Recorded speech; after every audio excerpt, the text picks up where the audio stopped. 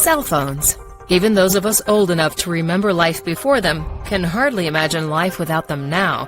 But as with all new technologies, drugs, and products, what do we really know about how they affect our health, especially long-term? No one can say for sure in the beginning, and as with most big industries, by the time scientific studies are performed, there's enough money at stake that negative findings are suppressed. Well, when it comes to the latest in mobile networks, wireless technology, and smart devices, make no mistake, there is an attack being perpetuated on your health and well-being. The cell tower going up in your neighborhood? If it's not now, it may soon.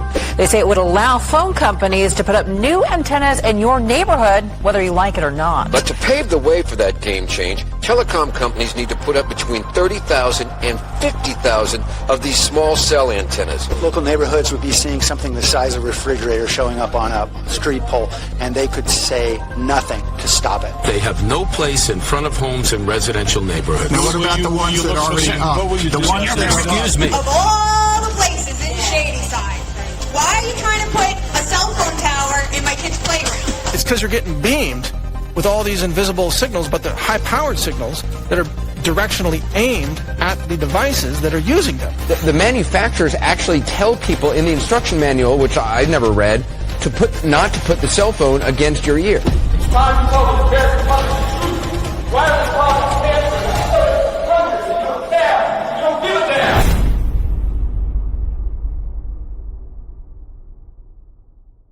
The world's first electronic computer. Right now it's solving mathematical problems for the U.S. Army, but who knows, someday a machine like this may check up on your income tax.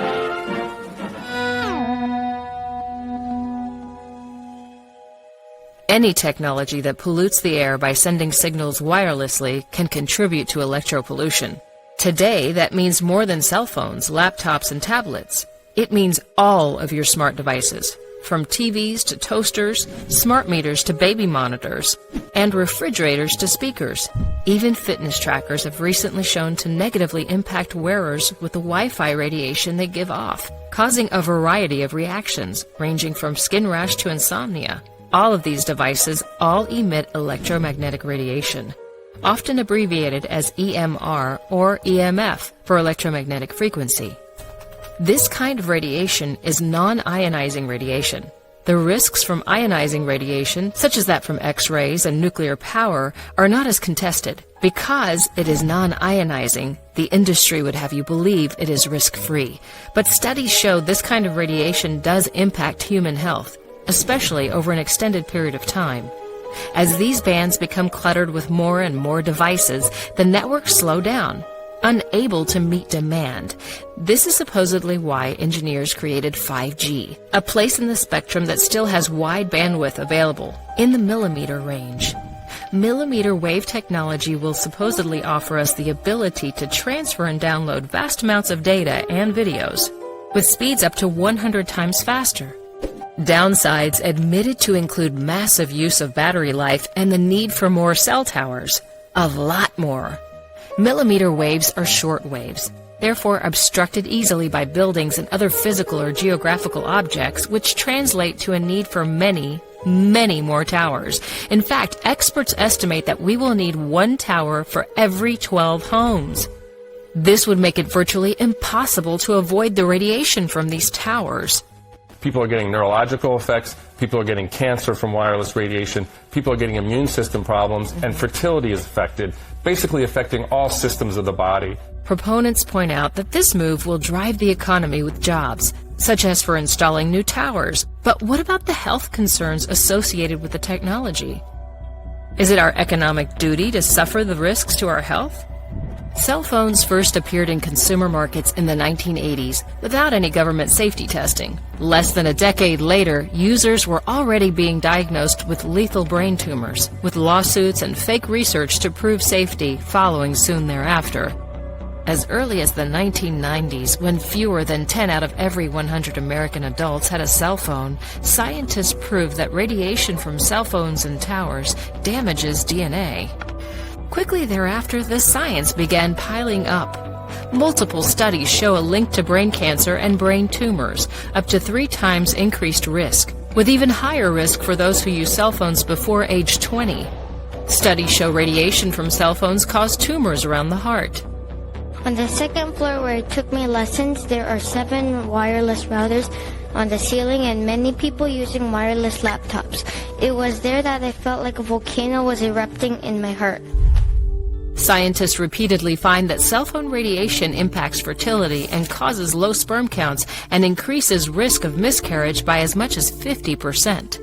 Studies link EMF radiation to autoimmune diseases and mental health problems, from anxiety to dementia. EMFs have been found to change the behavior of tissues and cells, harming blood, DNA, and bone marrow, as well as compromising whole systems, such as the reproductive system, endocrine system, and cardiovascular system. So, what is prolonged exposure then? Well, the industry would have you believe, and have the industry-funded studies that show, cell phones are safe unless you are a heavy user. The problem is that what was heavy use 10 years ago, approximately 9 hours of exposure per day, is light use today. If anything, the risk is even greater than these findings may imply. When independent scientists performed a detailed biological assessment of how cell phone radiation affects tissue, they found a direct link between exposure and an increase in tumors in the heart and brain. According to the researchers, just 20 minutes of cell phone use every day can triple your risk of developing a brain tumor. Combine that with the fact that 9 out of 10 cell phones exceed regulatory limits for radiation, according to the latest data, with most emitting 3 times the radiation as manufacturers claim, and you can begin to see the concern. And 5G makes it all worse. Cell towers, mobile phones, smart meters, and other smart devices emit electromagnetic radiation. These frequencies are how the new technology will enable downloading more data at higher speeds. Additionally, 5G networks will employ MIMO technology, an acronym for multiple input, multiple output. This type of technology uses a lot more transmitters per cell tower to send and receive information. This increase in transmissions, and therefore EMF exposure, is expected to correlate to an increase in health trauma. Trials of the new technology have not gone well. After 5G was installed around firehouses in San Francisco, firefighters started reporting unusual health problems, ranging from confusion to memory problems. Symptoms disappeared when they relocated to different fire stations. And last time I checked, firefighters weighing in, who dorm and live, we are not transient employees, at the fire stations. When did we stop mattering as far as input goes from people and as stakeholders for what the impact is going to be of these towers? A scientist from Gateshead, England, is speaking out about the health problems 5G has created in his community. After 5G was installed in their street lamps in 2016, residents started experiencing a variety of side effects, ranging from insomnia to nosebleeds and even miscarriages, birth defects, and stillbirths. Scientists believe the EMF radiation disrupts gene expression and the body's ability to keep cells healthy. Millimeter wave radiation has been shown to be more easily absorbed by human skin, leading Israeli experts to warn of increased risk of skin cancer and skin diseases for those exposed to this type of radiation. In 2002, a Russian study confirmed that millimeter wave technology compromises the immune system. Separate Polish and Japanese studies found that the technology damages eye tissue. Other research linked exposure to disruptions in heartbeats and rhythms, and linked it to heart disease, sleep disorders, and infertility. We are already being bombarded with electromagnetic pollution from our smartphones, Wi-Fi, smart meters, new vehicles, and all the other automated devices on the market. Recently, it was proven that smart meters interfere with normal heart function. They emit a constant bombardment of microwave radiation that can be very damaging to the heart, which most people don't realize. As our society moves towards smart homes and smart cities, driverless cars, and autonomous augmented realities, we will all become even more saturated in electropollution. It's not just children and pregnant women that are in danger. Peer-reviewed studies have consistently shown that EMF radiation impacts nature and wildlife too. And meanwhile, before 5G is rolled out en masse, Lawmakers are busy passing new laws that will make it difficult for communities to opt out of using the technology. All in the name of progress. Why? Cell phones constantly talk to cell towers using microwave energy, continuously exposing us to the microwave radiation. Research by the U.S. Navy found that this radiation breaks down cell membranes and the blood-brain barrier that keeps toxins out of the blood. As far back as 2011, the World Health Organization's International Agency for Research on Cancer warned that radiation from cell phones was possibly carcinogenic to humans. In 2014, the California Department of Public Health refused to release the documents detailing the risks of exposure to cell phone radiation and the correlation between long-term use and increased risk of cancer. They claimed it was suppressed because it would lead to chaos and confusion among the public. However, they also argued that to release the documents would negatively impact the telecommunications industry. In 2017, a Superior Court judge ordered them to release the documents in the interest of public health. The U.S. National Toxicology Program confirmed that EMF radiation from cell phones causes cancer in 2016. The $25 million decade-long study found the same unusual cancers around the heart, schwannoma, and malignant brain, glial tumors that previous studies have found. Scientists were so concerned that they called on the World Health Organization to re-evaluate the carcinogenity of cell phone radiation. In response to these studies, the FDA released a statement that said in part, "We have not found sufficient evidence that there are adverse health effects in humans caused by exposure at or under the current radio frequency energy exposure limits." It's worth noting that those exposure limits were set by the FCC 20 years ago, when the average call was just 6 minutes long.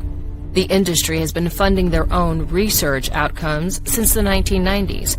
Their official stance on EMF radiation is that there is no definitive link between wireless devices and cancer or other illnesses. As with most other big industries, the government is clearly doing PR and pushing science propaganda, which legitimizes the discrediting of dissident voices. But even the industry-funded Wireless Technology Research Project from the 1990s, which conducted more than 50 original studies, advised industry leaders that the results of those studies raised serious questions about the safety of using cell phones. The research confirmed that cell phone use doubled the incidence of brain tumors, most often on the right side of the head where most phones are used. Industry frontman Tom Wheeler dismissed the research by casting doubt on its validity because it had not yet been published, though it was peer-reviewed and was later published. Wheeler would go on to become chairman of the FCC under the Obama administration, and once there, he was instrumental in paving the way for 5G. The United States will be the first country in the world to open up high-band spectrum for 5G networks and applications. And that's damn important. And now, lawmakers are going out of their way to not only get 5G installed throughout the nation and the world, they are doing it very quietly. Most communities receiving the technology don't even know about it. Multiple efforts to pass legislation allowing transmitter installation on existing towers, as well as public right-of-ways, conservation areas, greenways, and even neighborhoods are being pushed through without input from those communities. Further, many of those bills take the additional step of banning local governments from being able to pass their own laws limiting or preventing said installation. In North Carolina, for example, local government representatives worked with industry stakeholders in secret to draft a bill with no input from the public. The bill's sponsor, Representative Jason Sain, is on record as receiving large campaign contributions from the industry. Not all lawmakers are on board, though. A former aerospace engineer, Senator Patrick Colbeck, addressed the long list of health concerns known to be causes by EMF and cell phone radiation, and urged his fellow lawmakers not to rush 5G. These adverse health impacts are the youngest among us because their blood-brain barrier has not been fully developed. That's why people are concerned about that. I know there's a convenience issue. I'm addicted to this stuff myself, right? This is an issue where I love the convenience of having wireless access. But I also know that in Article 4, Section 51 of our Michigan Constitution, our primary concern is supposed to be the health of our citizens. That is supposed to be the primary concern.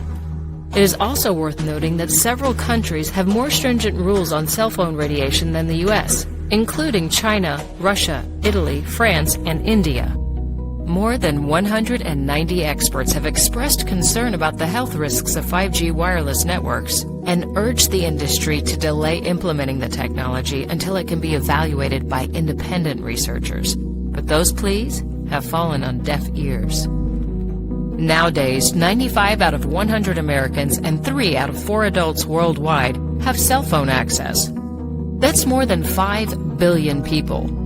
The wireless industry is one of the fastest growing industries on the planet, with sales increasing every year. Like big tobacco and big oil, the industry manipulates the science to make it appear as though scientists don't agree and the research is inconclusive. It is a highly orchestrated disinformation campaign designed to protect the profits of a multi-billion-dollar industry. So with solid evidence of real health dangers, why is none of this ever on the news? Obviously, there's a lot of money at stake, but that doesn't explain the sneaky, underhanded tactics the government and lawmakers have gone to push through the new 5G technology before people even know it's being installed in their neighborhoods.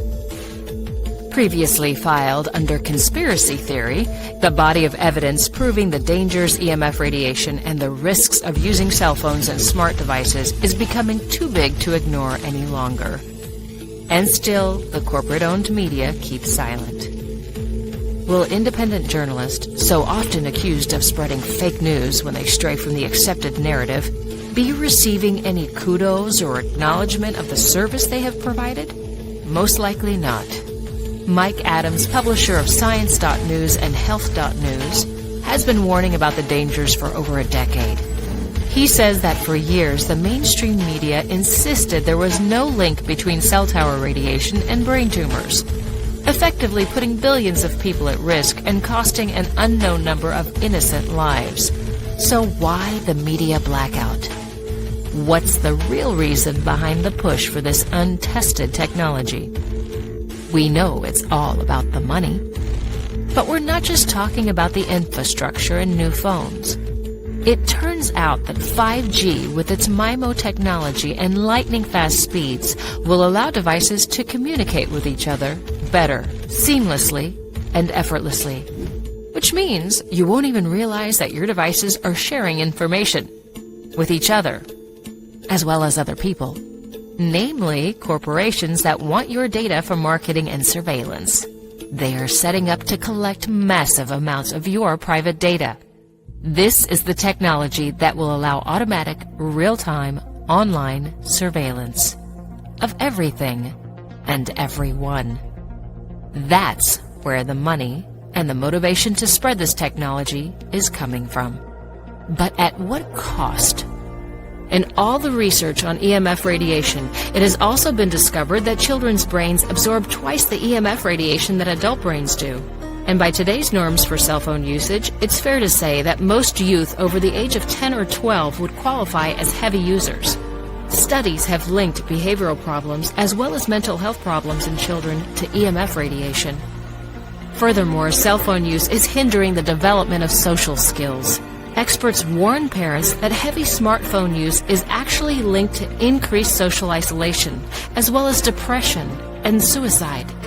This is due in large part to a smartphone-derived phenomenon, cyberbullying. Statistics from the CDC show that suicide and depression rates have soared over the last decade, in sync with the increase in smartphone use. And as we grow ever more dependent on these devices, we give up our autonomy as well as our ability to think. If you're concerned that millennials are too easily led and self-centric, wait until the next generation enters the workforce. Their entire identities are online, and they are being manipulated from a very early age into thinking and acting a certain way, like members of a hive, capable of only groupthink as defined by their platforms of choice. These kids won't even know anything else but being controlled, and the social consequences for straying from the hive are great. Big Tech is already deciding what is real news and what is fake news, who can have a voice and who cannot. They are already able to track our movements in the real world and online, and market products to us accordingly. With the personal data that 5G will give them, They would have the capability to help the socialist left regime realize their ultimate goal of turning the United States into the next communist China. 5G will grant the bandwidth to track all of our activities and behaviors, online and off. Soon, like Chinese citizens, we may find ourselves needing social credit in order to travel or shop or go to school or get a job. And it will be too late then to stop it. To limit exposure, you can develop these habits to limit your exposure to EMF radiation and electropollution. Send text when you can instead of talking on the phone. When you do talk on the phone, use speakerphone or headphones and hold the device away from your body, and keep conversations short. Never carry your cell phone against your skin. Do not sleep with it near your bed. Remember that children's brains are still developing and you need to minimize their exposure. To fight 5G being installed in your community, contact your federal, state, and local government representatives to share your concerns and ask for them to slow the process. Review the evidence and think about better protections and more research. Spread the word with neighbors and friends and encourage them to take action as well. Otherwise, with so many pollution crises facing society today, such as the trash in the oceans, the heavy metals in the water, and pesticides in our food, will electropollution awareness gain the traction it needs to affect change? After all, it is, for the most part, invisible, which makes it very easy for the telecommunication industry to downplay potential risk by keeping it out of sight, out of mind.